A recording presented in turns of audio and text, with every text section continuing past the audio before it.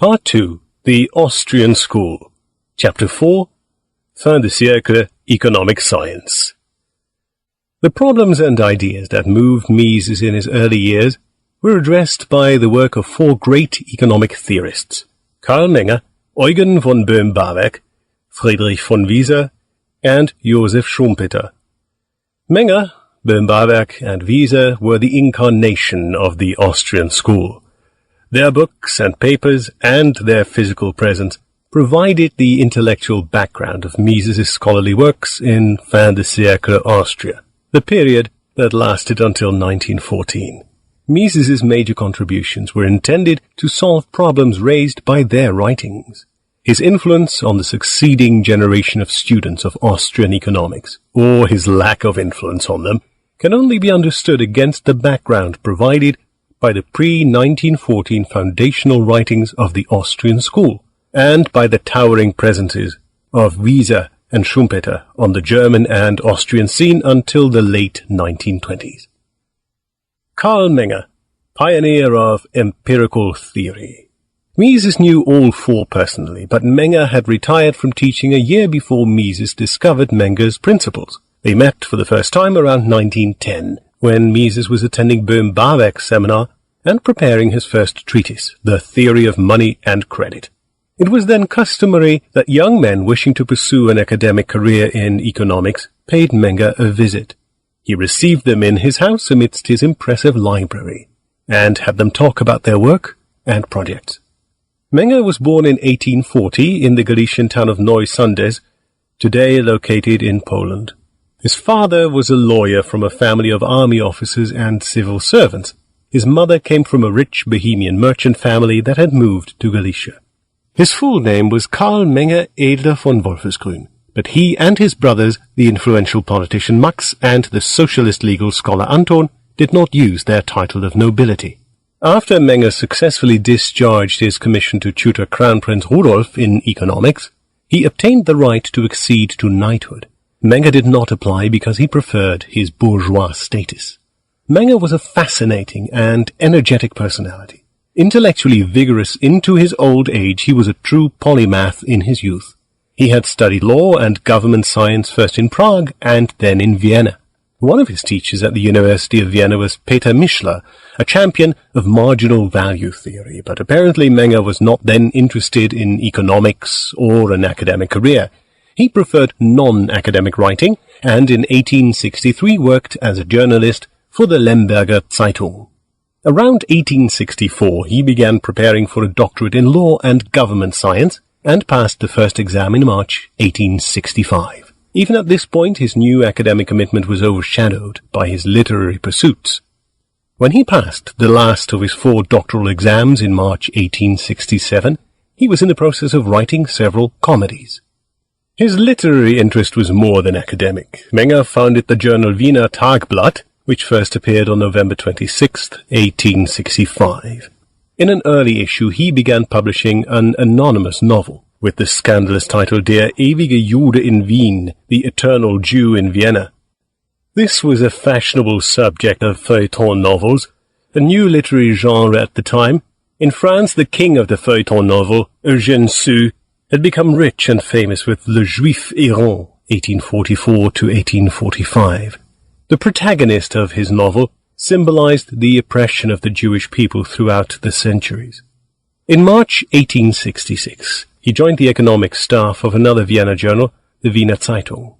This paper was a pure government organ controlled by the Council of Ministers, and in particular by the President's Office of the Ministry of the Interior. The editorial staff was selected by the government, official articles were written in the ministries, and edited and submitted by the Council of Ministers. Thus, Menger became a government employee in a fast-track position that offered prospects to reach the highest strata within the Austrian civil service. Mises emphasized, he entered government service. A government position carried great prestige and was highly coveted by the young elites. Competition was fierce even for lesser positions. To succeed, one needed protection, the friendly ear of someone sufficiently high in the government's pecking order to influence the nomination. In Menger's case, the initial protection might have come through his brother Max, but Karl quickly learned to stand on his own. One of his tasks as an officer of the Wiener Zeitung was to write market surveys. As he later told his disciple Friedrich von Mises, this was his practical introduction to price theory. He was struck by the discrepancy between the actual pricing process as explained by traders and the standard textbook explanations he had learned at the university. Upon closer inspection, he came to believe that prices ultimately depended on the value judgments of consumers. It was with this thesis that he eventually earned his Habilitation, the traditional Central European university professor's credential in government science. Apparently Menger did not abandon his literary interest.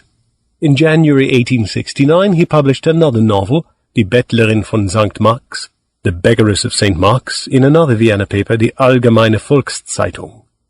In 1871 he published his work under the title Grundsätze der Volkswirtschaftslehre, Principles of Economics.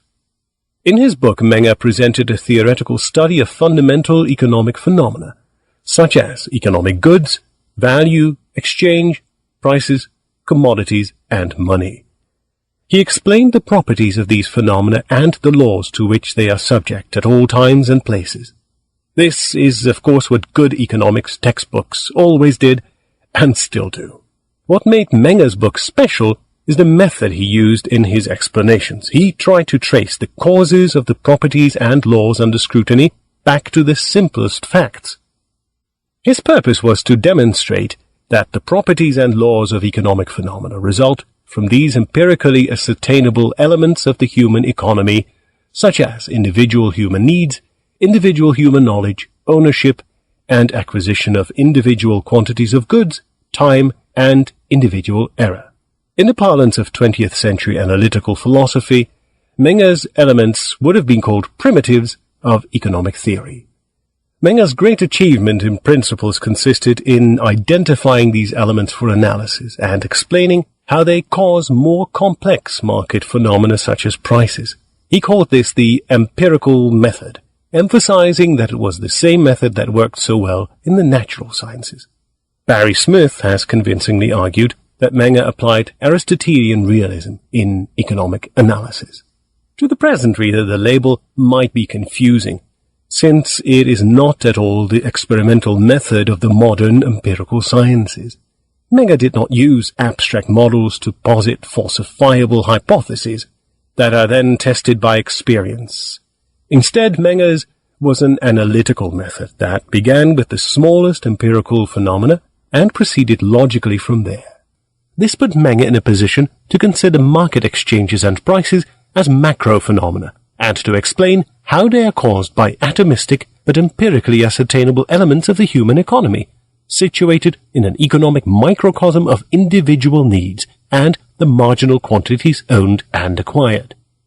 In Menger's words, prices were by no means the most fundamental feature of the economic phenomenon of exchange, but only incidental manifestations of these activities, symptoms of an economic equilibrium between the economies of individuals.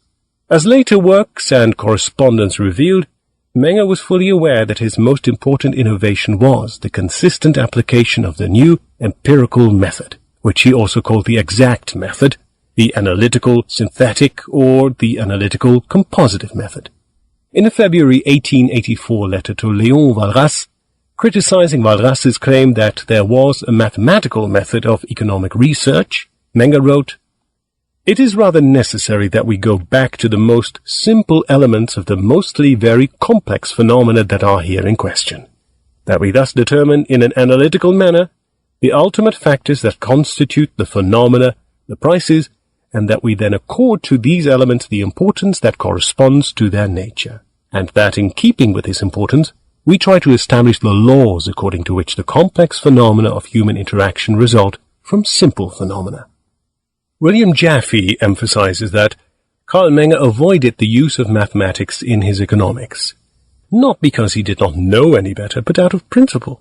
When he wrote to Léon Walras on June 28, 1883, that he had been for some time thoroughly acquainted with Walras's writings, he did not disclaim, as did other correspondents, sufficient knowledge of mathematics to follow these writings, which we may be sure he would have done if that had been the case. Instead, Karl Menger declared his objection in principle to the use of mathematics as a method of advancing economic knowledge. Robert Hebert reports that Menger owned the journals where the mid-19th century French econo-engineers published their pioneering studies in mathematical economics. Menger also owned the books of the major representatives of this school of thought. Only in this manner was it possible accurately to describe the essence of economic phenomena, and not just the contingent quantitative relationships in which they might stand with other phenomena at certain times and places. Referring to the disagreements between his theory of prices and the price theory of his French correspondent, Menger argued that real-life experience was the only legitimate way to decide the points under contention. The merit of a theory always depends on the extent to which it succeeds in determining the true factors, those that correspond to real life, constituting the economic phenomena and the laws according to which the complex phenomena of political economy result from the simple elements. Menger continues, a researcher who arrives by the way of analysis at such elements that do not correspond to reality, or who without any true analysis takes his departure from arbitrary axioms, which is only too often the case with the so-called rational method, falls necessarily into error, even if he makes superior use of mathematics. The empirical foundation of Menger's approach contrasted sharply with the Anglo-Saxon approach of that time, which was inspired by David Ricardo's principles, and relied on fictitious postulates and on such arbitrarily constructed aggregates as price level, capitalists, landowners, and laborers. But Menger's approach also contrasted with the dominant fashions on the continent, and in particular in Germany, where economists, in the matter of historians, treated observed complex phenomena such as market prices as the starting point for their analysis, rather than trying to explain them as resulting from more fundamental factors. In one stroke, principles of economics departed from both paradigms. Menger had found the delicate balance needed to develop economic theory that remained in touch with the real world. The comprehensive architecture of his book also showed that the principle of marginal value, which had played only an obscure role in earlier theories, is of fundamental and all-pervasive importance in economic science. The core of Menger's book is the chapter on value, which consumes a quarter of its pages. While financial analysts of Menger's experience stress subjective factors in price formation, the personal judgment of consumers, entrepreneurs, traders on the stock exchange, etc., academic economists relegated these subjective factors to a secondary position beneath supposedly objective factors independent of human perceptions. The British classical economists, Adam Smith and David Ricardo most notably, had created a thoroughly objectivist price theory that sought to explain the natural or long-run prices of all goods by reference only to the costs of production, particularly the cost of labor. According to this labor theory of value, subjective factors can cause actual market prices to deviate from correct prices, but only temporarily and never by enough to outweigh the impact of the objective costs of labor. The value of a product was therefore ultimately one of its inherent qualities, just like weight or volume. It was in the good, rather than an accidental feature that stemmed from outside. The writings of Smith and Ricardo were overwhelmingly successful in the Anglo-Saxon countries, and had made great inroads on the European continent. The French Revolution had shifted the center of economic research and learning from the continent to Britain. The Napoleonic era was particularly effective in suppressing the classical liberal movement on the continent. Public attention naturally shifted to Adam Smith, the patron saint of the still vigorous British branch of the movement. Smith became the main authority on economic theory, displacing Quesnay, reducing Turgot to a footnote, and condemning Condillac to oblivion. But his popularity as the intellectual leader of political liberalism did not help Smith in Germany. German economists were far less receptive to the Smithian message than were their peers in the West. German economists tended to be government employees and abhorred unbecoming political affiliations. Wilhelm Roscher, a great historian of economic thought and one of the leading German economists of the 19th century, famously observed that it was a national peculiarity of the Germans to deviate from the rule of free trade, which has been imported from England and France through numerous exceptions made for government interventionism. The German professors read Adam Smith, even read him attentively, but only to dismiss his views as lacking solid foundations. And while they did recognize Smith as an authority in the field, wrong-headed or not, they dismissed Ricardo almost out of hand.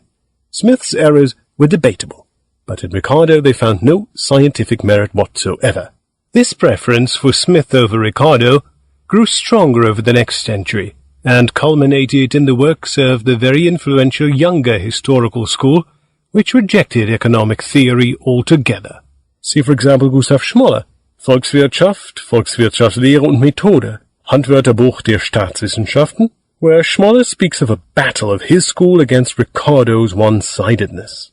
In his principles, Ricardo had invented what today would be called macroeconomics, stressing the relationships between various aggregates, such as price levels, average wages, average profit, but also between social aggregates, such as laborers, capitalists, and landowners.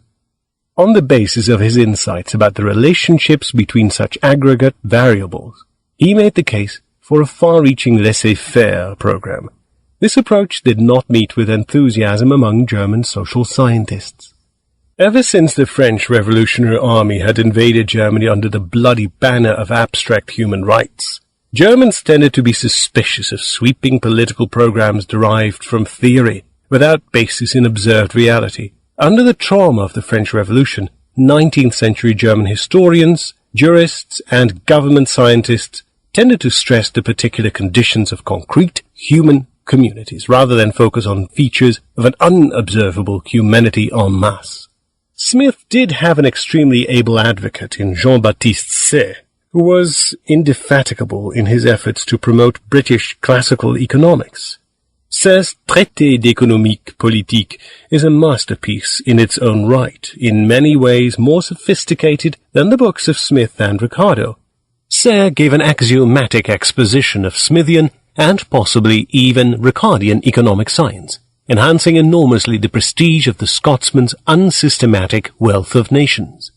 Yet by the same token, Say also paved the way to displacing the continental tradition of economic thought that could be traced back to the Spanish late scholastics, a tradition that was still alive and vigorous in the Catholic countries of Europe. He redefined the British economists' focus on whole classes or aggregates of goods, subdividing economic science into a macroeconomic trilogy: production, distribution, and consumption of consumers' goods in general. Most important, he gave classical economics an appealing epistemological justification, showing it to be rooted in common experience.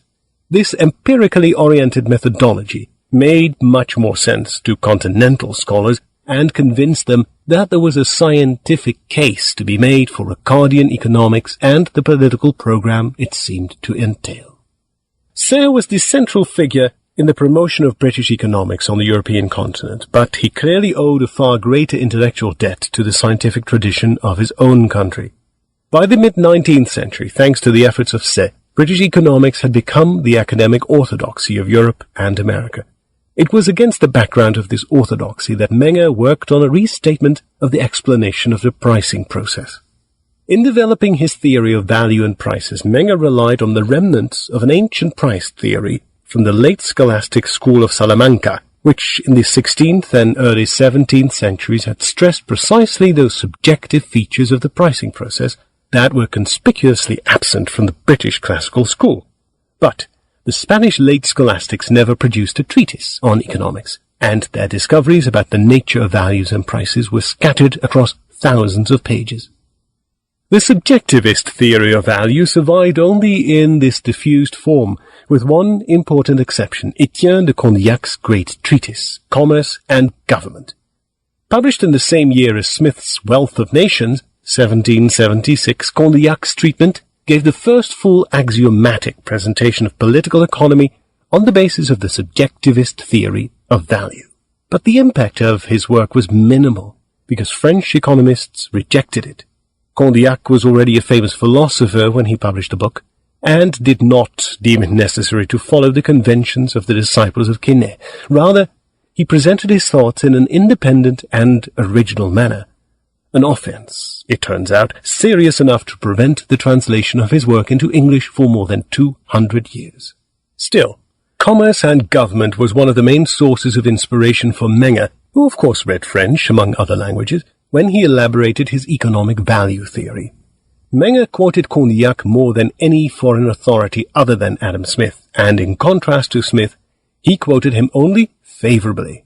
Menger pointed out that value can only come into existence once human beings realize that economic goods exist, and that each of them has a personal, or as Menger would say, subjective importance. More importantly, value always concerns the concrete units of a good, that is, the marginal units under consideration, like 1 cup of water, 4 loaves of bread, 3 diamonds, 2 glasses of milk, etc. It never concerns the total available stock of these goods except when decisions are actually made about the total stock. This insight is the key to solving an apparent paradox of the subjectivist theory of value, which had prevented a wider acceptance of the theory. If the price of a good really depends on the subjective importance of the good, then how is it that water, which is essential to human survival, commands a far lower price than diamonds, which are much less important than water? This apparent paradox played in favor of the labor theory of value, virtually the only alternative to the subjectivist approach. Whatever the problems of the labor theory of value, it did not contradict reality as strikingly as its subjectivist competitor. Menger showed that the paradox is only apparent, it vanishes as soon as we stop asking about the value of entire classes of goods, which are economically irrelevant because they are not subject to human decision-making. If we ask instead about the laws that rule the evaluation of individual units of a good, the answer becomes clear. Water is so abundant that it not only serves to satisfy the most important, and thus most highly valued human need for water, but also far less important needs for water such as decorative fountains. It is the value of the least important, but still satisfied need that determines the economic value of every unit of water, which therefore commands a low market price. By contrast, diamonds are so rare that the available supply can only satisfy the most important needs for them, and as a consequence they are very expensive. Menger also showed that the value of factors of production is always derived from the value of consumer goods, and not the other way around. Contrary to the assertion of cost of production theorists, a bottle of wine is not valuable because it has been produced with valuable land and valuable labor. The land and the labor invested in winemaking are valuable in the first place because consumers value the bottle of wine. Finally, Menger argued that the microphenomenon of value exists independent of any social system of the division of labor. Thus, he starts analyzing the macro phenomena of exchange, prices, and money only after his chapter on value. In the light of Menger's analysis, the market economy appeared as one great organism geared toward the satisfaction of consumer needs. Not only the market prices, but also the institutions of the market, such as money, are part and parcel of a rational order that can exist and operate without needing the assistance of political authorities. In a way, Menger delivered a compliment to Condillac's thesis that human needs are the great regulator of all human institutions. Condillac had made his case from an economic and most famously from an epistemological point of view, arguing that perceptions are determined by needs. He lacked the important element of marginalism, however, and it was on this that Menger built a complete and thorough revision of economic science. Menger's work in the German context. The ancient subjectivist theory of value had survived in fragmentary form in 19th century German economic writings. In 1806, Gottlieb Hufeland called the subjectivist theory the traditional view, and recommended never to deviate from it. In this context, the young economist from Vienna was seen as a reformer rather than a revolutionary, thus avoiding the fate of Condillac.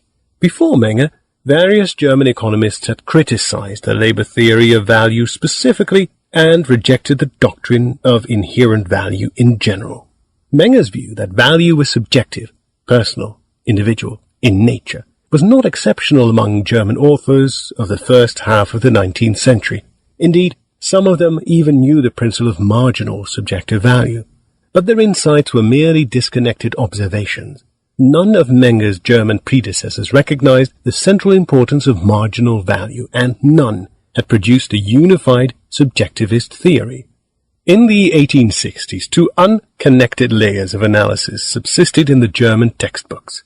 Their price theories typically featured cost of production explanations as a dominant component, and allowed for an incoherent coexistence with the traditional subjective value explanations.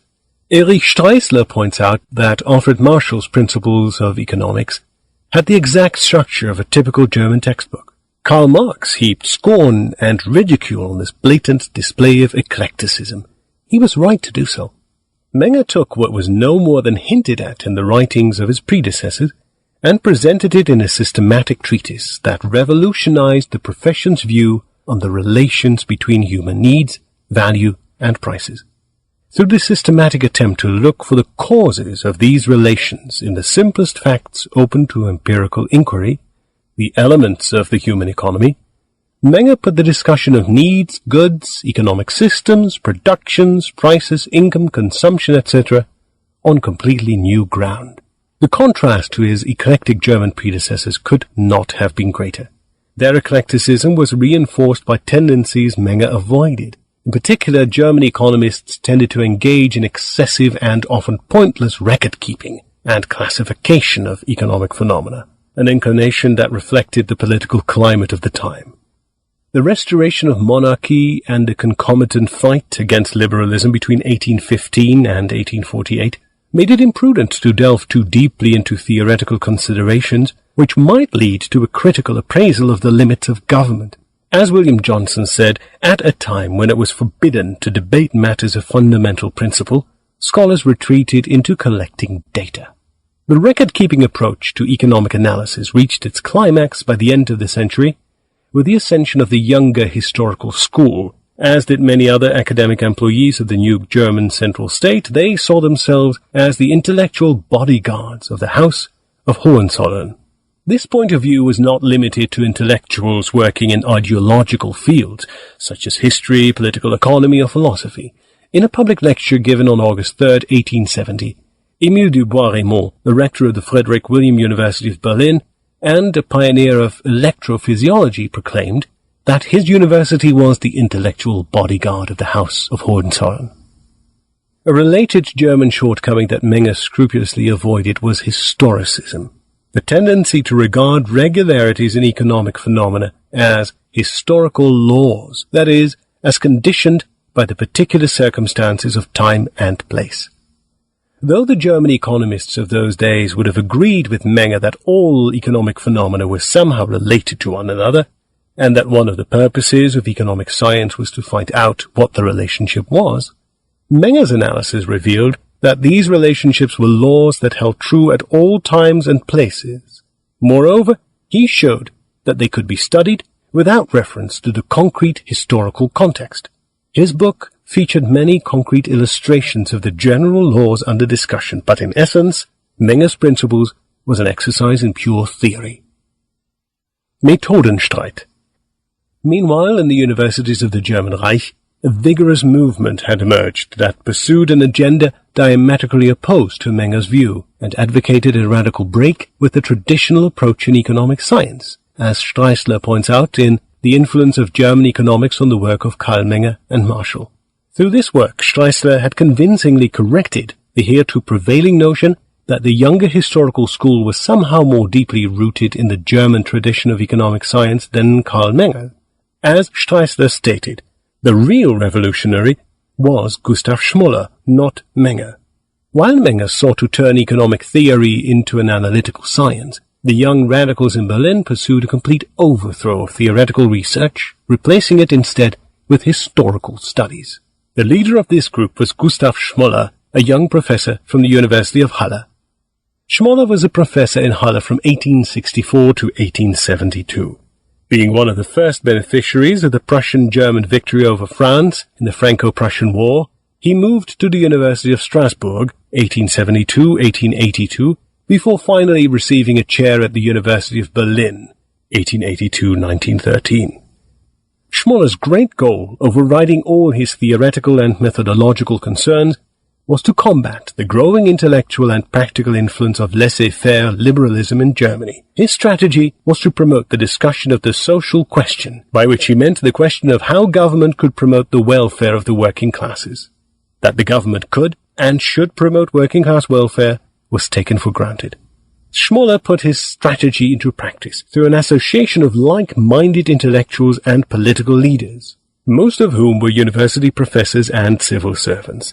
In October 1872, he convened a first national meeting of men of all parties, of whom it can be assumed that they have interest in and moral pathos for the social question, and that they do not believe the absolute laissez-faire et laissez-passer to be the right thing as far as the social question is concerned.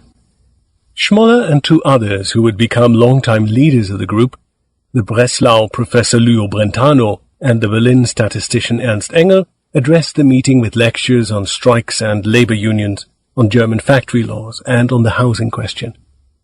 The distinct anti-market and pro-government orientation of these university professors quickly earned them the sobriquet of Kathedersozialisten, or Socialists of the Chair.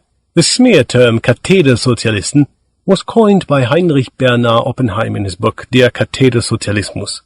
The only Austrian participant in the initial 1872 meeting was one Dr. Friedmann, probably Otto Bernhard Friedmann, a journalist from Vienna. Significantly, their first meeting took place in the city of Eisenach, which in the same year had hosted the founding convention of the Sozialistische Partei Deutschlands, Socialist Party of Germany. Because the SPD was the very first socialist party in the world, Eisenach had become the symbol of the organized socialist movement. The group now founded the Verein für Sozialpolitik, Association for Social Policy, with the explicit purpose of promoting welfare policies of the new German central state. The first president was Erwin Nasse, a professor from Bonn. Schmoller, who in 1872 had been a young man, became Nasse's successor in 1890 and remained president until his death in 1917. The Verein organized plenary meetings, which took place every other year, and meetings of an elected committee, Ausschuss. These meetings had a deep and often immediate impact on German policies because they provided a neutral territory for the representatives of the most powerful organized groups. University professors, labor union officials, high-ranking civil servants, and entrepreneurs met in the Verein, got to know one another, and forged political compromises on the issues of the day. The strong practical orientation was also visible in the Verein's publication series. Each volume addressed a different pressing social problem, analyzed its symptoms, and invariably ended with a call for government action. Ralph Reiko states, "Many of the 134 intensively researched volumes that were published until 1914 virtually served as indictments of various flaws and grievances of the existing system, and each of them called for government action. The main goal of the Socialists of the Chair, namely to change public opinion within the educated bourgeoisie and especially within the bureaucracy, was attained to a large extent. Through these activities, the Verein became one of the most important vehicles for the consolidation and expansion of the new German government civil service. The professors and the other civil servants saw themselves as neutral mediators among the various contesting social groups. Every solution to any perceived social problem invariably involved either their active participation or their intermediation. Many years later, Mises characterized their attitude in the following words: "It is the mentality of officialdom, which according to Brentano was the only sounding board of the Association for Social Policy that considers as constructive and policy only that ideology which calls for the greatest number of offices and officials. And he who seeks to reduce the number of state agents is decried as a negative thinker or an enemy of the state. As they saw it, they promoted political compromise between the left and right, democracy and monarchy, utilitarianism and justice, laborers and entrepreneurs. They considered themselves neutral arbiters because they considered these conflicts from the higher point of view of the new central government, which represented the entire nation. The era of the Verein für Sozialpolitik coincided with the heyday of German political centralization. Starting in the early 1890s, however, the government began to turn its back on the Verein. Its constant agitation for left-wing political reform had been too successful, and it risked losing its reputation for political neutrality. For a while, Schmoller managed to steer against this trend, but the Verein's very success eventually spelled its doom. At the end of the 19th century, it had already attracted a great number of intellectuals and social leaders, such as Max Weber, Ludwig Pohle, and Andreas Voigt, who were in principle opposed to the Verein's blind pro-government prejudices, and had joined only because of its practical importance. In the early years, the most vociferous opposition to the Verein's agenda came from non-members, such as Heinrich Oppenheim and Julius Wolff. Pohle and Voigt published their influential and devastating critiques of the Verein only after they left in 1905. Under the leadership of Max Weber, these men repeatedly clashed with the Verein establishment over the question of scientific proof in political matters. After World War I, Weber's followers would forever change the character of the Verein, turning it into a purely academic institution. But in its glory days of the late 1870s and 1880s, the Verein, and in particular the person of Gustav Schmoller, completely transformed the language of German language economic science. Schmoller also had a lasting influence on German economics through his personal friendship with Friedrich Althoff, a high-ranking civil servant in Prussia's Ministry of Education who, from 1882 to 1907, controlled the nominations to the chairs of political economy in Prussian universities. It soon became obvious that to obtain a full professorship, one had to subscribe, without qualifications, to the program defined in Schmoller's writings. Although Schmoller's agenda was targeted primarily against the heroes of the free trade movement, classical economists such as Adam Smith, Jean-Baptiste Say, and David Ricardo, it effectively killed the teaching of any type of economic theory in German universities.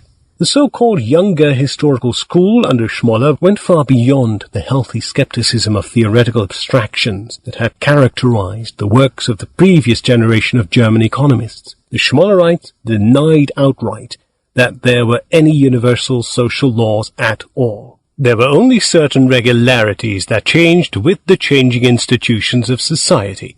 The job of government science was only incidentally to study these context-dependent regularities.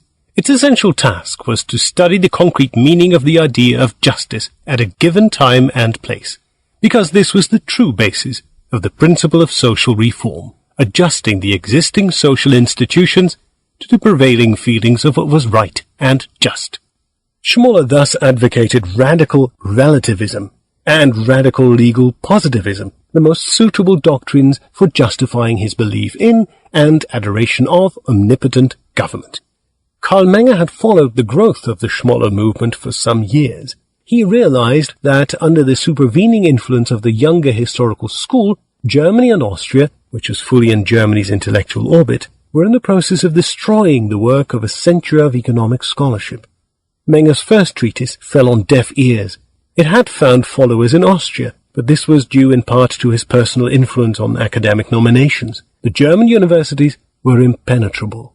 Menger decided to lay the foundation for future works in positive economic analysis through a systematic methodological defense of his new approach. The result of these efforts was another great book, Untersuchungen über die Methode der Sozialwissenschaften und der politische Ökonomie insbesondere, Investigations into the Method of the Social Sciences with special reference to economics. Menger insisted that the economic laws he had discussed were exact laws of reality, and that the methods of historical research were entirely unable to discover such economic laws. These views could not fail to offend the historicist sensibilities of the academic establishment, which were especially strong among economists of Menger's own generation. In fact, while historicism was already noticeable in the works of the older historical school, Roscher, Knies, Hildebrandt, and others, in the writings of the younger historical school, Schmoller, Lexis, and others, it had become a dogma. Schmoller published a highly critical review of Menger's investigations, claiming that Menger had neglected to substantiate his analysis with fitting historical studies. In today's jargon, Menger had indulged in an exercise in pure theory which lacked empirical evidence in its support. This attack could have led to sober scholarly debate if Schmoller had not tried to stigmatize his opponent by labeling his approach the Mancunian individualistic method, associating Menger with the supposedly discredited Manchester school. The debate between Menger and Schmoller soon drew their disciples into heated exchange, during which even the grand old man of German economics, Wilhelm Roscher, heaped scorn on Menger. This collective exchange involved several more articles and books. Its unusually polemical and emotional character resulted from the fact that for Schmoller, any kind of economic theory strengthened the case for capitalism. The model of opposition between libertarian-minded theorists and statist historians is not a complete reflection of the state of affairs. There were in fact market-friendly historicists, such as Lucio Brentano, as well as theorists with strong statist inclinations, such as Adolf Wagner or even Wieser. The debate culminated in 1895, when Menger's last great student Richard Schüller published his habilitation thesis in which he refuted point by point the criticism of the classical economists that Bruno Hildebrand had expressed in his inaugural lecture at the University of Vienna. Hildebrand had succeeded Lorenz von Stein, but stayed only 1 year in Vienna. In spite of the heated atmosphere in which it took place, the debate on method between Menger and Schmoller was useful for the clarification of the differences between theoretical and applied economic research. While it did not produce any lasting or definitive results, it did renew interest in the topic and highlighted the importance of certain fundamental distinctions that later economists, philosophers, and historians such as Max Weber, Heinrich Rickert, Ludwig von Mises, and Alfred Schütz would develop. Of particular concern would be the distinction between the fundamentally different natures of natural science, history, and economics. What is less often seen is that the opposition that rallied all theorists behind Menger and all historians behind Schmoller caused some important differences within each group to be neglected. This was bound to promote confusion, especially within the ranks of the theorists who tended to be seen and to see themselves as adhering to the economic theory, where they in fact held significantly different notions of the subject matter and contents of their science. Menger's unique contribution tended to be perceived as only one part of a broad consensus on the main outline of the new economic theory. Menger did not share this perception. The Austrian school and the Gossen school. With just 2 books, Menger had put economic and social thought on completely new foundations. Principles pioneered the application of the empirical method in economic theory, and investigations had justified the method and clarified the relationship between the resulting theory and other social sciences. Economic science was no longer just the study of visible economic phenomena such as prices, money, production. It had become instead the study of how these phenomena were caused by the interaction between human ideas and an environment, offering limited resources for the satisfaction of human needs. It took some time for both his opponents and his followers to grasp the full impact of the Mengerian Revolution. For his contemporaries, the Mengerian project was attractive for reasons other than the grand new vision it implied. In particular, it was Menger's unique analytical method of developing economic theory as a descriptive science of the real world that attracted young disciples. Menger's empirical method fit the ideal of its day. Schools and universities had thoroughly prepared the young scientific elite to appreciate the virtues of empirical research. More than the universities of other countries at that time, Germany's institutions of higher learning insisted on the necessity of empirical investigations in virtually all fields. Surprisingly, this orientation was the product of the idealist philosophy of Immanuel Kant, which stressed that knowledge about the objects of the exterior world could only be gained through sensory experience, and in particular through observation. German scientists were more willing than others to leave their armchairs and offices for field research to engage in systematic observation of nature. The famous Alexander von Humboldt was a pioneer of this movement, but others soon began to follow. German science excelled in biology, physics, chemistry, medicine, history, and virtually all other fields of knowledge. In the field of political economy, however, which was usually taught under the name of government science, the call for an empirical foundation had led to the idealization of historical research. The historicists claimed that there was no other social science but history. and that economic theory, insofar as it had scientific merit at all, had to be a generalization of historical findings. In this context, Menger's approach appeared as an attractive alternative because it showed that economic theory was an independent discipline that could be studied in its own right, without abandoning the empirical agenda. The power of this message even attracted scholars of historicist background who had no personal contact with Karl Menger. A case in point was young Ludwig von Mises. Steeped as he was in the prejudices of interventionism and in the quest for a truly scientific foundation for economic policy, Mises would not have found Ricardo convincing, but Menger convinced him that there was such a thing as a scientific economic theory, a body of propositions about empirical reality, distinctly different from the propositions derived from historical research. Mises yielded to the evidence, and became a Mengerian, and he would remain one the rest of his life. In later works, Mises would modify, generalize, and qualify Menger's views. In particular, he became famous for his interpretation of the epistemological status of the propositions of economic science, that is, for his claim that these propositions are true on an a priori grounds, and therefore cannot be verified or refuted by the evidence of the senses. But these claims were attempts to clarify the position that Mises had inherited from Menger. The difference between Menger's Aristotelian rhetoric and the Kantian phrasing used by Mises is glaring, but the difference is mainly rhetorical. The principal thread of continuity between Menger and Mises is an adherence to the same scientific program of developing economic theory as a descriptive discipline, distinct from other descriptive disciplines such as biology or history. Both Menger and Mises believed that their theories described certain general features of human action that exist and operate at all times and places. This is what set them fundamentally apart from Wieser and Schumpeter, and this is what still sets Mengerian economists apart from all other economists. Menger's method is also what most sharply distinguished him from Léon Walras and William Stanley Jevons, two authors with whom Menger is often conflated as co-founders of the marginal utility approach in price theory. It is true that these three men published at about the same time systematic expositions of price theory based on the subjective and marginal nature of value. But apart from a broad agreement on these basic ideas, Menger's theory does not have much in common with the other two. According to a widespread view, Walras eclipsed Menger and Jevons because he had pioneered general equilibrium theory, and thereby demonstrated the interdependency of all economic phenomena. This view is peculiar because this general interdependency is in fact a presupposition of any sort of economic analysis. It is, in fact, merely another way of saying that there is scarcity. Mark Blau corrected these erroneous views, stressing that Menger too analyzed economic phenomena in their mutual interdependence. Walras and Jevons had to overcome great obstacles in expounding their principles. Neither had the German subjectivist tradition to draw on, and both met with fierce resistance from the academic establishment.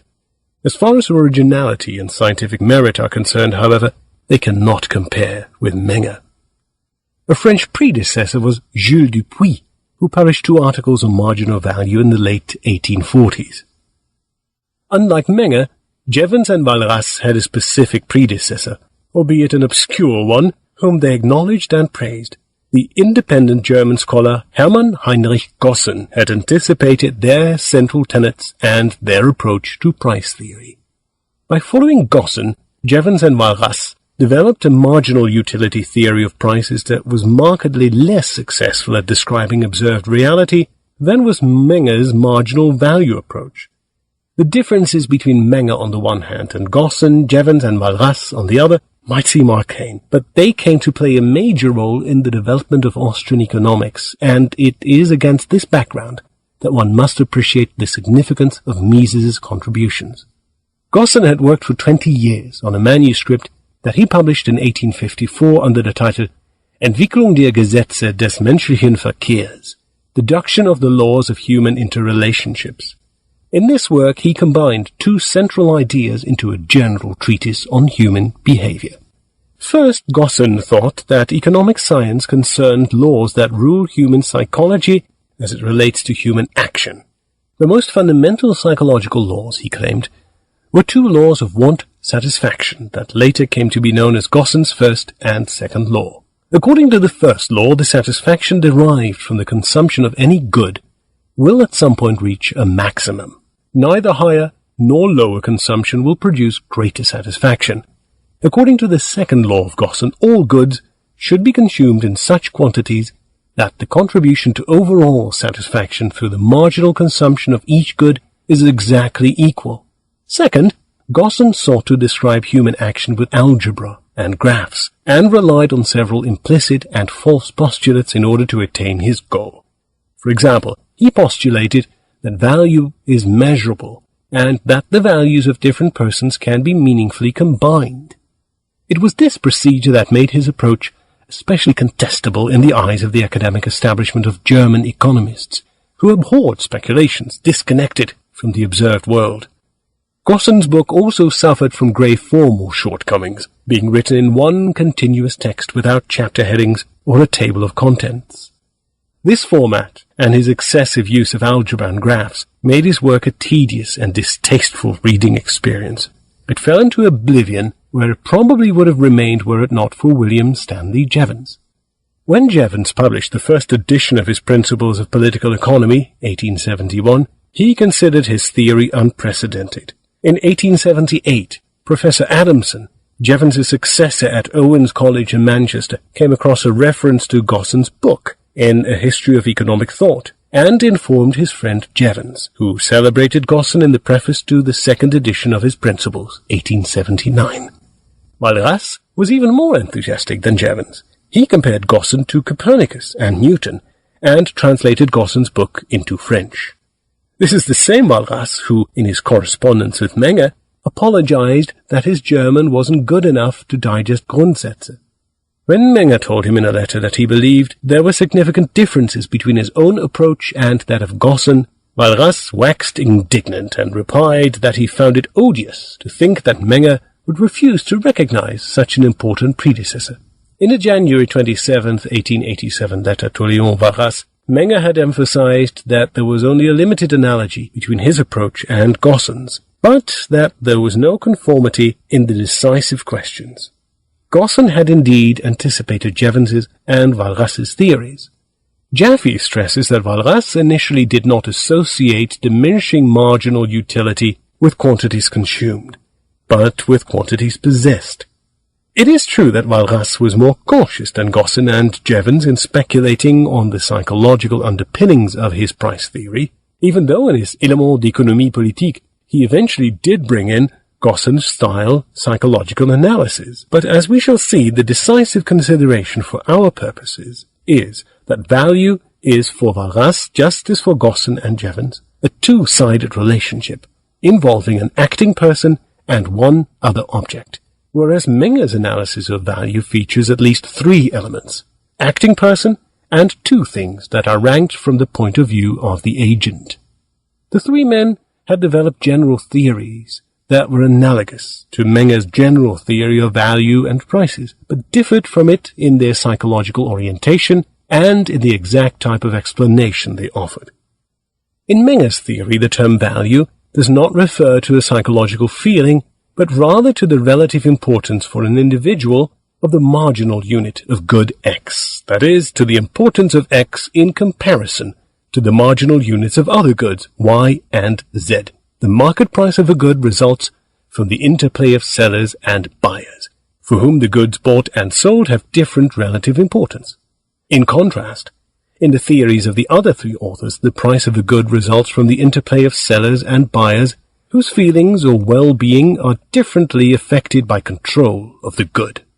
While Menger explained the pricing process as resulting from the importance of a good relative to the importance of other goods, Gosson, Jevons, and Walras explained the pricing process as the impact of a marginal quantity of a good on the psychology of the actor, an impact they called want satisfaction, Gosson, utility, Jevons, and satisfied needs, Walras. Jevons's marginal utility thus played structurally the same role that marginal value played in Menger's theory. It delivered an explanation of market prices, but where marginal utility explains the price of a good by the good's direct impact on human feelings, Menger's marginal value explains the price of a good by how the good ranks in importance compared to other goods, according to the needs of the individuals involved in the pricing process.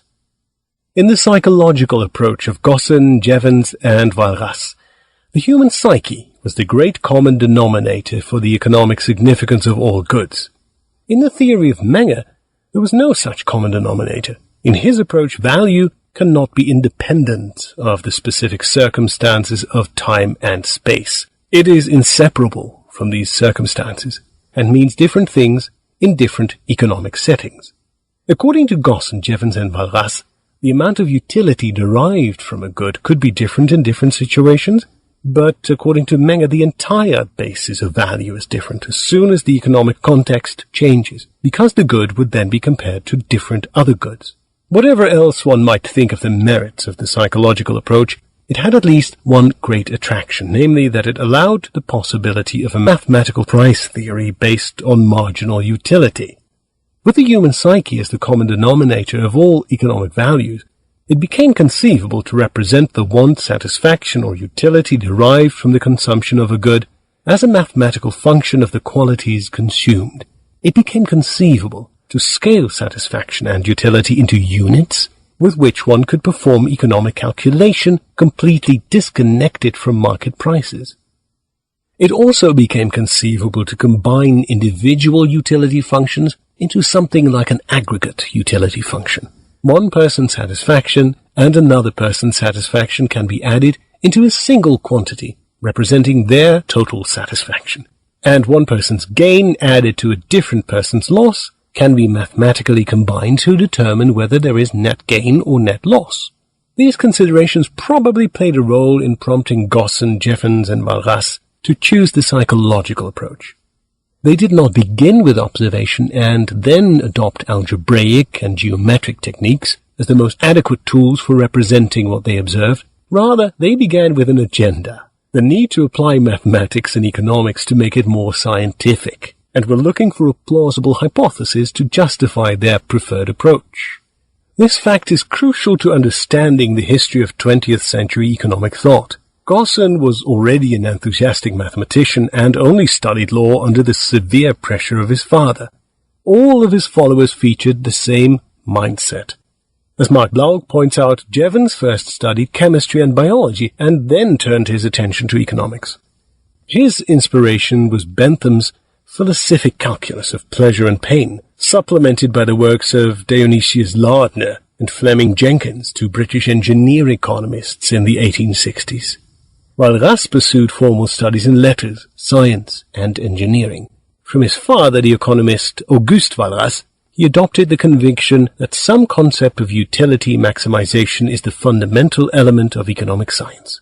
Walras's great follower, Vilfredo Pareto, was an engineer and turned to economics only at the age of 42. Similarly, Knut Wicksel's and Erwin Fischer's first university degrees were in mathematics. Gustav Kassel, who according to Blaug had written the most widely read textbook of the interwar period, was a PhD in mathematics, then became a schoolmaster and then turned to economics, becoming the greatest popularizer of general equilibrium economics à la Walras. In contrast, the predominant formative influence on Austrian economists did not come in the form of mathematical training, but through legal studies. Until the interwar period, all Austrian economists had to obtain a first degree in law before they could turn their research to economic problems. As a consequence, the Vienna economists distinguished themselves by a great capacity to think conceptually, and, more importantly, by their eagerness to relate all of their concepts to the observed real world. Their training in law effectively counterbalanced the inclination some of them felt for the natural sciences. For example, bohm-bawerk had in his youth a great interest in theoretical physics. This also explains other fictional stipulations to which they resorted, again in distinct contrast to Menger's method. In their price theories, they avoided one of the great pitfalls of economic theory à la Ricardo, namely reliance on aggregates. But because they were eager to make political economy a mathematical discipline, they fell prey to the other great pitfall, reliance on fictitious ad hoc postulates. In order to allow for graphical and algebraic representations of utility, demand, and prices, Gossen, Jevons, and Walras assumed that all goods were infinitely divisible, and in order to justify their assumption that the market is in equilibrium, they neglected the existence of error. Just as the classical economists had done before them, the Gossen school analyzed prices as they would be if certain special conditions were fulfilled. They analyzed hypothetical equilibrium prices rather than actual market prices. It is here, then, that we find the great divide between the Austrian and the Gossen schools. Menger paved the way for dealing with real-world prices. His work made economics more scientific in the true sense of the word, increasing knowledge about real things, while the writings of Gossen, Jevons, and Walras dealt not with matters of fact, but only conjectures. William Jaffe was entirely right when he wrote, "Karl Menger clearly stands apart from the other two reputed founders of the modern marginal utility theory. No one familiar with the primary literature can doubt for a moment that Menger's treatment of the structure of wants in relation to evaluation was more profound and more penetrating not only than that of Walras, who evinced no particular interest in such questions, but also than that of Jevons." Jaffe went on to identify the root of the greater profundity in Menger's quest for realism, which prevented him from developing theory in the sense of a mental construct that is out of touch with concrete experience. Menger kept too close to the real world for either the verbal or symbolic formulation of the theory, and in the real world he saw no sharply defined points of equilibrium, but rather bounded indeterminacies, not only in isolated bilateral barter, but also in competitive market trading. With his attention unswervingly fixed on reality, Menger could not and did not abstract from the difficulties traders face in any attempt to obtain all the information required for anything like a pinpoint equilibrium determination of market prices to emerge. Nor did his approach permit him to abstract from the uncertainties that veil the future, even the near future, in the conscious anticipation of which most present transactions take place. Neither did he exclude the existence of non-competing groups, or the omnipresence of monopolistic or monopoloid traders in the market. At the end of his career, Menger enlarged his approach to deal with social problems. In this respect, too, he was a pioneer. The very term sociology had recently been invented by the French positivist Auguste Comte, and there were not yet any recognized professional sociologists around. Karl Menger became one of the first economists turned sociologist. Many other Austrian economists, such as Schumpeter and Mises, would follow in his footsteps. Mises later explained that this extension of interest is merely a natural consequence of the new viewpoint that Menger had developed in his principles, for the gist of the new approach was an analysis that focused on individual human action and explained all social phenomena as resulting from the interaction of individuals.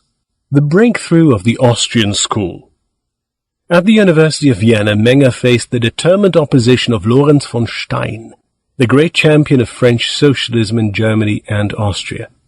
Stein rejected Menger's first petition for the habilitation degree, accepting his application only after Menger had his principles printed by the Vienna publisher Wilhelm Braumüller at his own expense and sent a proof of the first two chapters to Stein. Having accepted his application, Stein still failed Menger for the degree.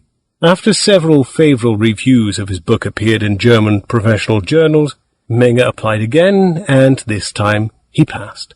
He immediately received offers to teach outside Vienna, but declined because of the heavy financial losses he would sustain if he abandoned his position at the Wiener Zeitung.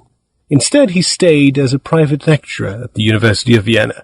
A year later, the University of Basel made him a very attractive offer. To keep the gifted young professor, the University of Vienna offered Menger a position as Professor Extraordinarius of Political Economy and allowed him to keep his position with the Wiener Zeitung. Roughly speaking, this rank corresponded to a present-day associate professor in the United States. He accepted and stayed in Vienna for the rest of his career, teaching courses on banking, credit, general economics, and public finance. There must have been some protection involved. Here it should be remembered that Menger's journalistic activities had early on brought him in touch with established political forces. These connections probably played in his favor when he applied for the chair at the University of Vienna. In the fall of 1874, he abandoned his position with the Wiener Zeitung to have more time to devote to the research that would lead to the publication of investigations. In all his academic endeavors, Menger met with the continued resistance of the department, which was run by a group under Stein's leadership. Menger decided to form a new coalition and to wrestle down the old oligarchs. And in 1876 he succeeded because a decisive change had occurred in his career. The previous fall, he had been approached to become the private tutor of Rudolf von Habsburg, the 22-year-old heir to the throne of Austria-Hungary. This commission was to be the apex of Menger's pedagogic activities, but it also brought to light his political views, which he had always been careful not to reveal in any of his published writings. After a careful analysis of Prince Rudolf's notebooks, Erich concludes that these books show Menger to have been a classical, economic liberal of the purest water, with a much smaller agenda for the state in mind than even Adam Smith. Streissler goes on, Menger's Rudolf lectures are, in fact, probably one of the most extreme statements of the principles of laissez-faire ever put to paper in the academic literature of economics.